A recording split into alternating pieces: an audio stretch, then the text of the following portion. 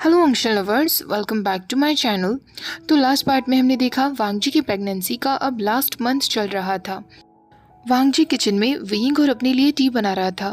दूसरी तरफ वेइंग ने खुद को नर्सरी रूम में बंद किया हुआ था। वांगजी उसे बाहर से आवाज़ लगाता है, वेइंग मैंने टी बना दी है।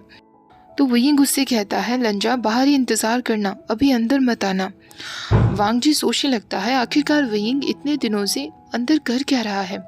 काफ़ी दिन हो गए थे जब वेइंग इसी तरह खुद को नर्सरी रूम में बंद कर लेता था और वांगजी को अंदर आने से मना कर देता था। वांगजी भी अब दिन पर दिन क्यूरियस होता जा रहा था कि आखिरकार वेइंग अंदर करना क्या चाह रहा है। वेइंग रूम से बाहर आता है और वांगजी के हाथों से टी मग्स लेते हुए कहता है, लंजा तो क्या तुम अब सब कुछ देखने के लिए तैयार हो? वांगजी तुरंत हाँ में सिर हिला देता है। वेइंग उसे नर्सरी रूम में अंदर बुलाता है। जैसे जैसे वेइंग दरवाज़ा खोलता है, वांगजी उसे फॉलो करता है और जैसे ही वो अंदर सब कुछ देखता है उसकी आंखों से आंसू आने लगते हैं। वेइंग ने अंदर वॉल पेंटिंग की हुई थी जिसमें 2 क्यूट बनीज बने हुए थे, बिल्कुल वैसे जैसे वांगजी के खुद के रैबिट्स थे। एक उनमें वाइट था और दूसरा ब्लैक था। वॉल पेंटिंग के ऊपर 3 फ्रेम्ड पिक्चर्स लगे हुए थे जिन्हें वांगजी अच्छे से पहचान गया था। कुछ समय पहले जब वो दोनों पार्क में घूम रहे थे तो वेइंग अपना कैमरा बैग लेकर आया था। वेइंग ने उससे कहा था, लंजा हमें कुछ पिक्चर्स लेने चाहिए। वांगजी को ऐसी हालत में पिक्चर्स क्लिक करवाना थोड़ा अजीब तो लग रहा था क्योंकि इस वक्त वो खुद को बिल्कुल भी अट्रैक्टिव फील नहीं कर पा रहा था, पर वो वेइंग के लिए पिक्चर्स के लिए मान जाता है।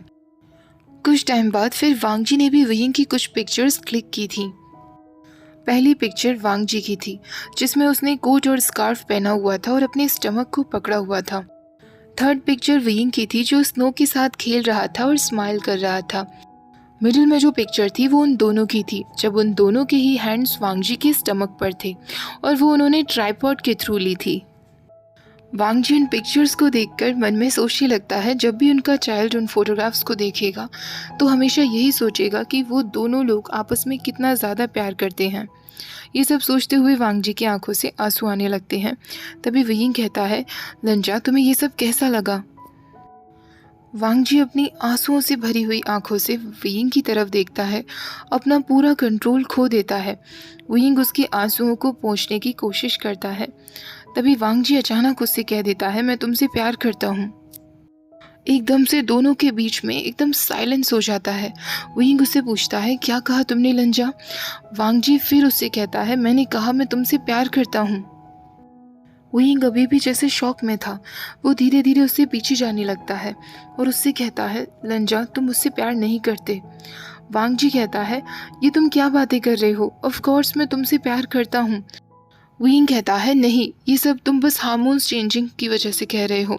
तुम मुझसे प्यार नहीं करते, तुम मुझे अपनी लाइफ में नहीं चाहते। वांगजी की फीलिंग अब वो गुस्से में बदल जाती है और वो वेइंग से कहता है, तुम्हें मुझे ये बताने की ज़रूरत नहीं है कि मैं क्या फ़ील करता हूँ और क्या नहीं। मैं तुमसे प्यार करता हूँ, क्या तुम्हें ये विश्वास करने में प्रॉब्लम हो रही है? वेइंग उससे कहता है, हाँ हो रही है। वांगजी कहता है, लेकिन क्यों? वेइंग कहता है, क्योंकि तुम हो, तुम स्मार्ट हो, ब्यूटीफुल हो, परफेक्ट हो लंजा। मैं तुम्हारे कंपैरिजन में कुछ भी नहीं हूँ। वांगजी धीरे धीरे करके अब उसकी तरफ जाने लगता है और उससे कहता है, वेइंग। वेइंग फिर उससे कहता है, लंजा तुम सच में ये सब नहीं चाहते? एक बार जब हमारा बेबी जन्म लेगा तुम्हारे हार्मोन्स सेटल हो जाएंगे, तुम्हें खुद रियलाइज़ होने लगेगा कि तुम मुझे अपनी लाइफ में नहीं चाहते।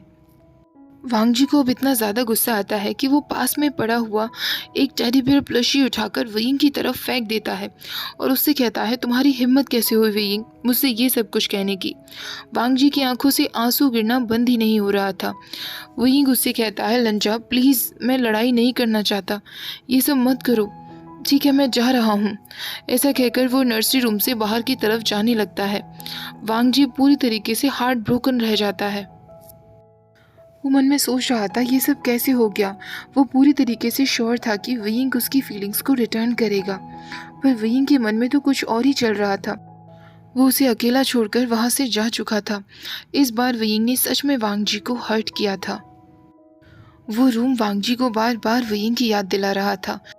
वो तुरंत अपने ड्राइवर को वहाँ बुलाता है। ड्राइवर उससे पूछता है कि वो कहाँ जाना चाहता है। वांग जी मन में सोचने लगता है कि वो अपने भाई के पास नहीं जा सकता क्योंकि ब्रदर अंकल के पास रह रहे हैं। अंकल को अगर ये सब कुछ पता चला तो वो वांग जी से कहेंगे मैंने पहले ही कहा था कि ये इंसान भरोसे के लायक नहीं है। अब उसके पास सिर्फ एक ही ऑप्शन रह गया था। कार जैसे ही रुकती है वांग जी ड्राइवर को थैंक्स कहता है और उस अपार्टमेंट की तरफ जाने लगता है। जब वो अपार्टमेंट में पहुंचता है तो वो हयसांग का अपार्टमेंट था। हयसांग उसे कंफ्यूज्ड लुक देते हुए कहता है लंजा तुम यहाँ क्या कर रहे हो। वांग जी की आंखों से सडनली आंसू आने लगते हैं और वो हयसांग को सारी बातें एक्सप्लेन करता है। हयसांग उससे कहता है तुम जितना चाहो उतना यहाँ रह सकते हो वांग जी, मैं हमेशा तुम्हारे साथ हूँ, तुम अकेले नहीं हो। हयसांग वांग जी को गले लगाता है लेकिन वांग जी का दिल और भी ज़्यादा दर्द करने लगता है। उसे वो लोटस सेंट फील नहीं हो रही थी जो हमेशा उसे वेइंग से होती थी। वो वेइंग को बहुत मिस कर रहा था। आफ्टरनून के वक्त वांग जी की आंख खुलती हैं।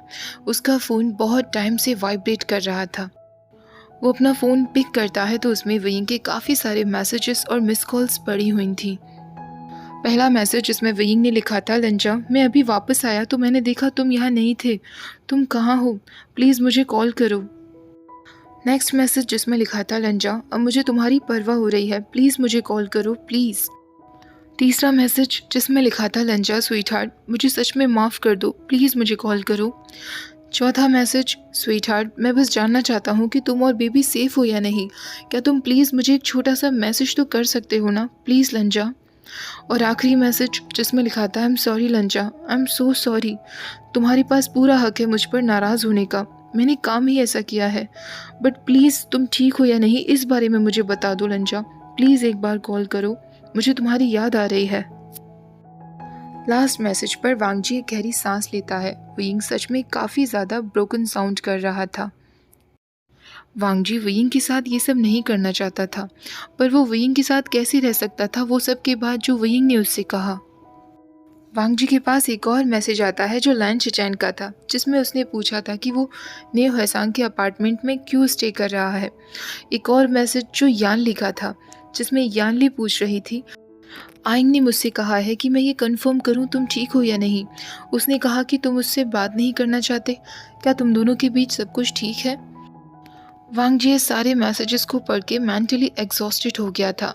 वो तुरंत अपने फ़ोन को लॉक कर देता है। तभी हयसांग वहाँ आता है और उससे कहता है तुमने मुझे बताया नहीं कि तुम खाने में क्या खाओगे, इसलिए मैं कम से कम 10 रेस्टोरेंट्स गया और वो फूड लेकर आया जो प्रेग्नेंट पर्सन के लिए खाने के लिए ठीक रहेगा, और मुझे काफ़ी सारी वेजिटेरियन डिश मिली हैं। तुम मुझे बाद में मनी दे सकते हो जब तुम्हें बेटर फील हो। ऐसा कहकर वो सारा फूड कॉफ़ी टेबल पर रख देता है, पर वांग जी अभी तक उठकर नहीं आया था। हयसांग उससे कहता है कम ऑन, तुम्हें कुछ ना कुछ तो खाना होगा। तुमने लास्ट नाइट कुछ नहीं खाया, आज सुबह मॉर्निंग में कुछ नहीं खाया और आफ्टरनून में भी कुछ नहीं खाया, पर अब तुम फिर से इस तरह काम नहीं चला सकते। मुझे पता है कि तुम अपसेट हो और तुम्हें अपसेट होने का हक भी है, पर तुम ये मत भूलो कि तुम्हें अपने बेबी के लिए तो फूड खाना ही होगा ना। मैं उसका बेस्ट अंकल बनना चाहता हूँ तो मुझे तुम्हारा ख्याल रखना पड़ेगा। वांग जी अभी भी साइलेंट ही था। वो बिल्कुल भी मूव नहीं हुआ था। उसे हंग्री फील ही नहीं हो रहा था। वो ना कुछ खाना चाहता था ना किसी से बात करना चाहता था। वो बस ऐसे ही वहीं लेटना चाहता था।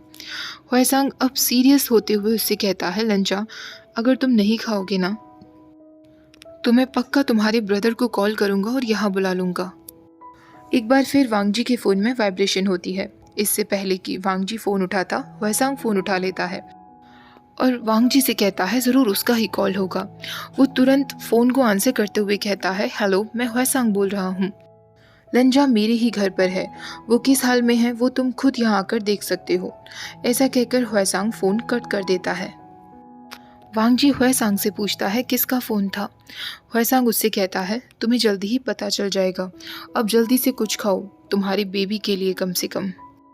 वांग जी का मन तो बिल्कुल नहीं था, पर उसके बेबी को फूड की ज़रूरत थी और वो सेल्फिश नहीं बन सकता था, इसलिए वो बॉक्स खोलता है और प्लेन राइस खाने लगता है। हयसांग कहता है कम से कम तुमने खाना तो शुरू किया। तभी डोर बेल बजती है। हयसांग दरवाज़ा खोलता है तो वेइंग वहाँ खड़ा था। वांग जी वेइंग को देखकर शॉक्ड रह जाता है।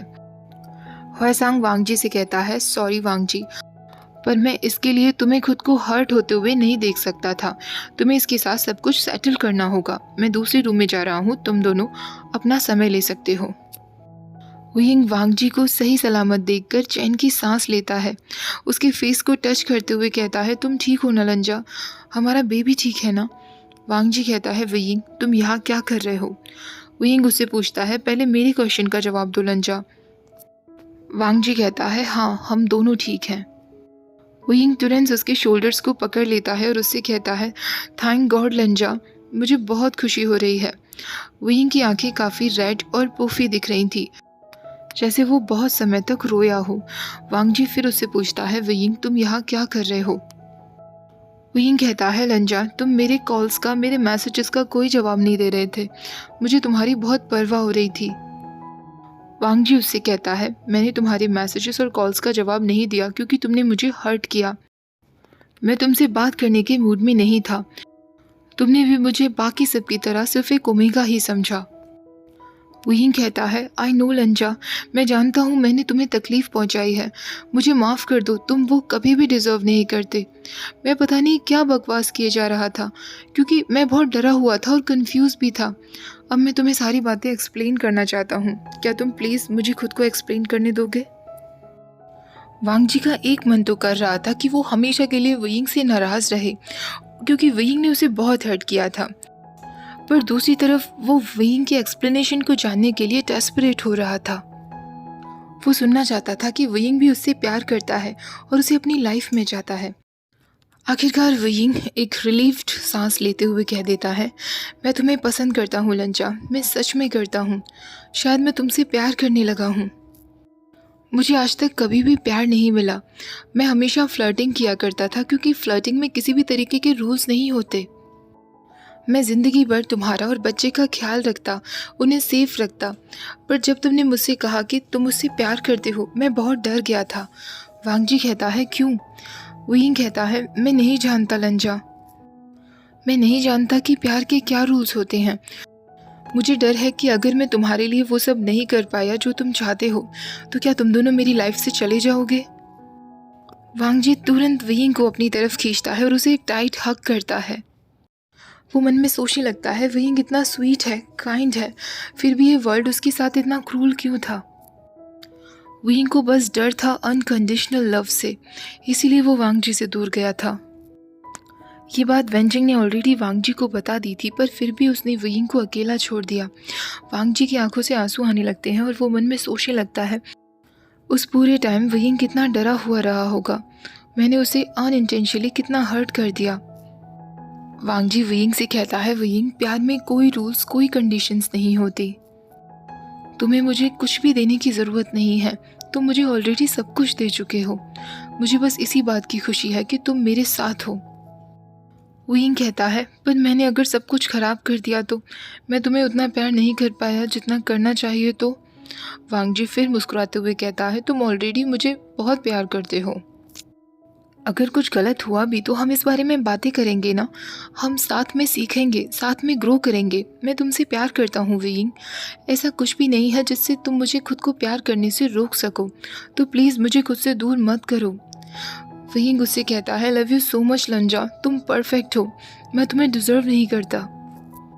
वांग जी उसके लिप्स पर फिंगर रखते हुए कहता है, बहुत हुआ वुयिंग, तुम एग्जैक्टली वही हो, वही इंसान जो मुझे हमेशा से अपनी लाइफ में चाहिए थे। ये मेरे लिए ऑनर की बात है कि तुम मुझसे प्यार करते हो और मैं तुम्हारे चाइल्ड को कैरी कर रहा हूँ। जैसे ही वांग जी ये सब कहता है, वुयिंग तुरंत उसे अपनी तरफ खींचता है, उसकी आंखों में आंखें देते हुए और उसे किस कर लेता है। वांग जी भी उस किस में मेल्ट होने लगता है। उसकी लिप्स बहुत सॉफ्ट वार्म थे। लोटस की स्वीट सेंट वांग जी को कमज़ोर बना रही थी। वुयिंग उसके फेस पर हर जगह उसे किस करता है और हर बार उससे आई लव यू कहता है। सडनली वांग जी को अपने स्टमक में एक बहुत गहरा पेन फील होता है और वो वुयिंग से कहता है, वुयिंग शायद टाइम आ गया है। तभी ह्वेसांग जो पास ही वाले लिविंग रूम में था, वो तुरंत भागता हुआ आता है और उन दोनों से कहता है, क्या हुआ? वांग जी अब पेन की वजह से और भी ज़्यादा ज़ोर ज़ोर से चिल्लाने लगा था और उसने वुयिंग के हाथों को पकड़ा हुआ था। वुयिंग उससे कहता है, तुम चिंता मत करो लंजा, सब कुछ ठीक हो जाएगा। और वो हुएसांग से कहता है, हुएसांग जल्दी से हॉस्पिटल बैग रेडी करो। वो यिंग वांगजी के पास बैठा रहता है। हुएसांग जल्दी से हॉस्पिटल बैग रेडी करता है। अब विंग उससे पूछता है, अब हमें हॉस्पिटल चलना चाहिए। हुएसांग, क्या तुम ड्राइविंग कर सकते हो? हुएसांग कहता है, क्या तुम सीरियसली मुझसे ड्राइविंग के लिए पूछ रहे हो? वो यिंग कहता है, तो क्या तुम पीछे बैठकर वांगजी का हाथ पकड़ोगे? इस बात पर वांगजी विंग के हाथ को और भी ज़्यादा टाइटली पकड़ लेता है। हुएसांग कहता है, ठीक है, मैं ड्राइव करूँगा। विंग कहता है, गुड, अब हमें चलना चाहिए। वो तीनों जल्दी ही हॉस्पिटल पहुंच जाते हैं। वांगजी को हॉस्पिटल बेड पर लेटाया जाता है।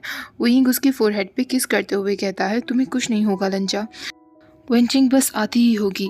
हमारी बेबी ने भी कितनी परफेक्ट टाइमिंग चुनी है। विंग अब हुएसांग से कहता है, हुएसांग, क्या तुम लंजा के ब्रदर को इन्फॉर्म कर दोगे? हुएसांग हाँ कर देता है और फ़ोन करने के लिए बाहर निकल जाता है। तभी वेंचिंग वहाँ पहुँचती है। वेंचिंग कहती है, तुम बहुत लकी हो, मैं ऑलरेडी हॉस्पिटल में ही थी, इसलिए मैं तुरंत आ गई।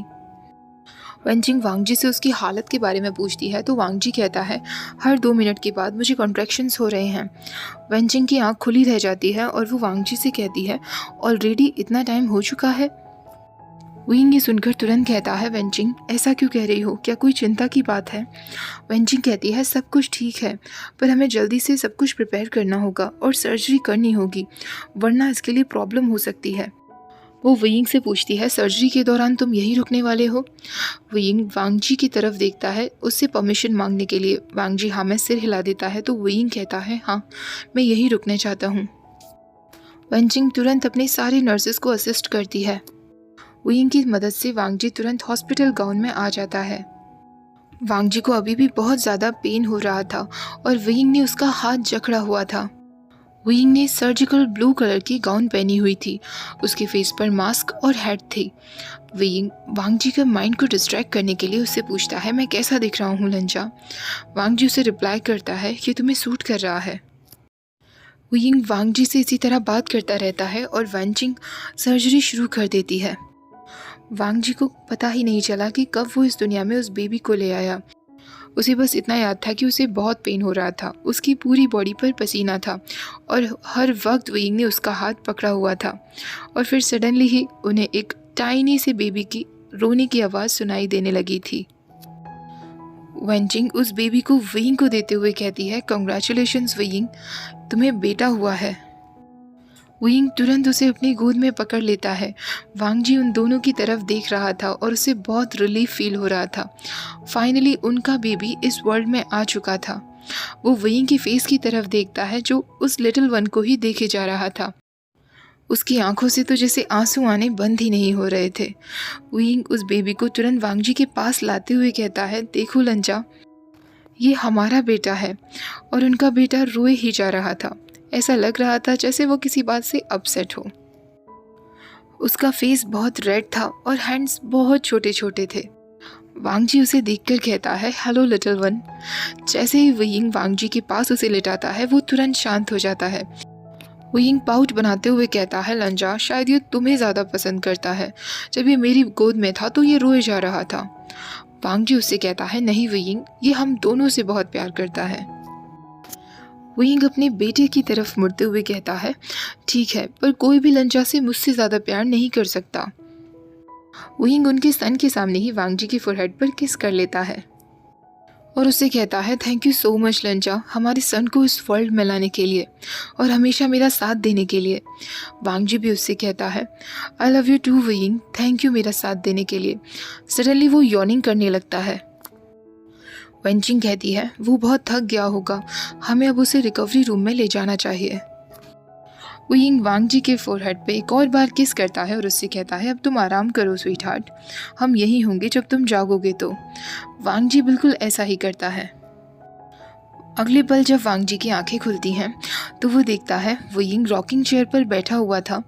उनका बेबी विंग की गोद में था और विंग उसके लिए कोई सॉन्ग गुनगुना रहा था। ये स्वीट सीन वांगजी हमेशा के लिए बस ऐसे ही देखते रहना चाहता था। तभी विंग की नज़र वांगजी पर पड़ती है और वो उससे कहता है, तुम जाग गए लंजा? वांगजी कहता है, हाँ। विंग कहता है, क्या तुम भी उसे गोद में लेना चाहोगे? वांग जी कहता है हाँ वेइंग। वेइंग तुरंत उसके पास आता है, बेड पर उसके नज़दीक बैठ जाता है और बेबी को उसकी गोद में दे देता है। बेबी का फेशियल स्ट्रक्चर बिल्कुल लंजा जैसा था। वांग जी अपने बेबी की चीक्स को जेंटली पिंच करते हुए कहता है वेइंग, इसकी स्माइल बिल्कुल तुम्हारे जैसी है। ओके गाइस, आज के इस पार्ट को यहीं ख़त्म करते हैं। आई होप आज का ये स्वीट सा पार्ट आप लोगों को बहुत पसंद आया होगा। वीडियो पसंद आई हो तो प्लीज़ लाइक शेयर, चैनल को सब्सक्राइब करना मत भूलिएगा। Thank you for watching, bye bye.